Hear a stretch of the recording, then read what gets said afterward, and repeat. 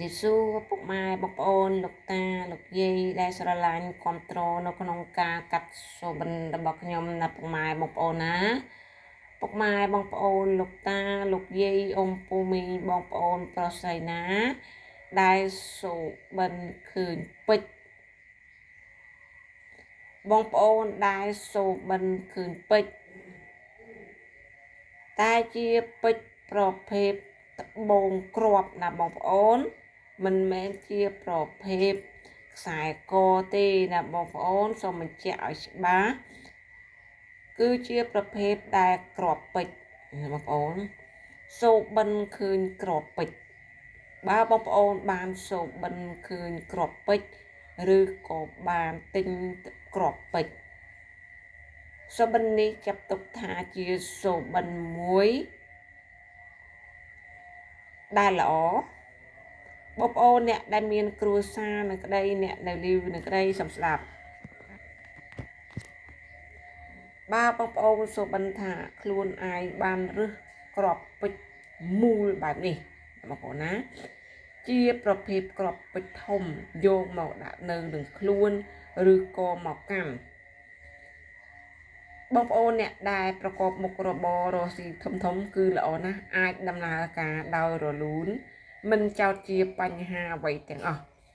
នេះមិនមែនជាខ្សែកទេណាបងប្អូនណាខ្សែកកាត់ផ្សេងត្បូងពេជ្រធំកាត់ផ្សេងចឹងនេះជាប្រភេទត្បូងពេជ្រគ្រាប់ធំសបិននេះកម្រនឹងបងប្អូនដែលបានសបិននីមួយរៀងកម្រដែរតែបើបានសបិនហើយចាត់ទុកថាសបិននេះល្អខ្លាំងបើបងប្អូនចង់ប្រកបមុខរបរជួញដូរធំតូចសូមបងប្អូនអញ្ជើញធ្វើដំណើរដោយសក្តីរីករាយចុះបងប្អូននឹងជួបតែអ្វីដែលល្អការដាក់ទុនមុខរបររកស៊ីគឺល្អខ្លាំងអញ្ចឹងសូមបងប្អូនសម្រេចចិត្តនឹងការដាក់ទុននេះចុះណាបងប្អូនណាអញ្ចឹងខ្ញុំសូមផ្ដោតទៅលើបងប្អូនដែលប្រកាសនៅក្នុងមុខរបររកស៊ីធំបើសបិនឃើញបែបនេះហើយបងប្អូនអាចទទួលនៅក្នុងសំណើនេះចុះណាបងប្អូនណាហើយលៀបសំណាងរបស់បងប្អូនដែលចូលមកដល់នៅក្នុងការសបិននេះគឺមកពីទិសខាងត្បូងណាបងប្អូនទិសខាងត្បូងគឺជាទិសដែលនាំលៀបនាំសក្ការៈជូនពុកម៉ែបងប្អូនអញ្ចឹងគឺជាលៀបធំសម្រាប់បងប្អូនអ្នកដែលសបិនឃើញឬបានក្របពេជ្រធំឬក៏ត្បូងពេជ្រធំណាបងប្អូនហើយអ្នកប្រកបមុខរបរធំគឺល្អខ្លាំងបំផុតហើយបើបងប្អូនដែលមានគ្រួសារហើយចង់បានកូននោះគឺជាកូនដែលនាំភ័ព្វនាំសំណាងជូនពុកម៉ែបងប្អូនតែម្ដងបើកូនគឺកូនប្រុសណាបងប្អូនណាបើបានកូនស្រីគឺកូននឹងនាំភ័ព្វនាំសំណាងតែបើគេផ្ដោតទៅលើកូនប្រុសច្រើនជាងដែល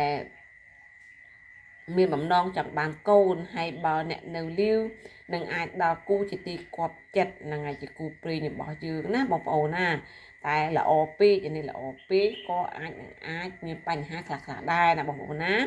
ញ្ចឹងខ្ញុំសូមតម្រូវឲ្យបងប្អូនបើសបិនឃើញគ្រាប់ពេជ្រសូមបងប្អូនយកផ្កាម្លិះមួយភួងថ្វាយដល់ព្រះទៅឬក៏ថ្វាយដល់គុណមេដាបេដារបស់យើងគ្រូរបស់យើងទៅតាមបងប្អូនណាហើយនិយាយពីសបិនហ្នឹងប្រាប់ទៅអ្នកដែលថែអាសាយើងទៅអ្នកដែលយើងស្រឡាញ់ណាបងប្អូននឹងអាចជួបរឿងរ៉ាវល្អរឹតទ្វេគុណណាបងប្អូនណា